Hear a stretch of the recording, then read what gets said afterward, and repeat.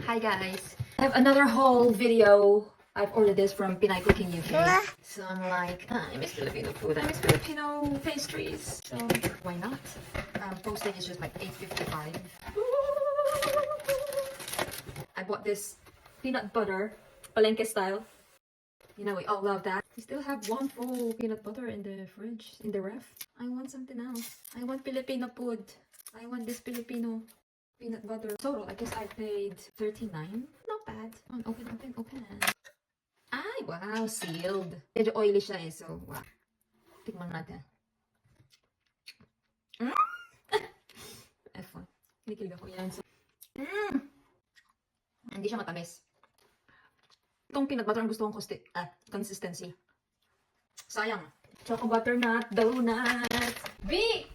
Can you come please? Oh, wow. I want you to try. No, baby, not yet. I'm full. I've Just a had bit. Like, Try. not even that much. Not even that much. Yeah, bite some. I've just had a fucking Arte naman. fresh. Yeah. To be honest, medyo wet kasi siya. Hindi kasing lasa ng sa Mr. Donut. Ang sarap. Fresh. Sabi ni Habi, burnt Basque cheesecake. Oh, may cheese. Hindi siya masyadong burnt.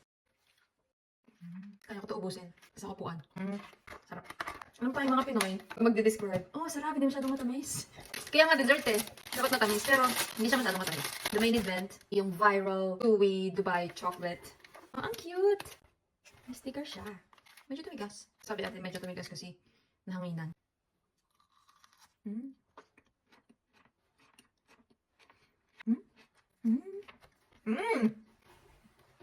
Doon mo natagal sasabi na masarap pag nanguya mo siya ng mga 3 times. Ito ng mga ibang influencer na isang kagat.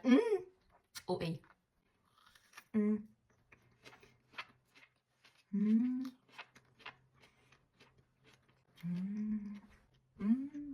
Sarap.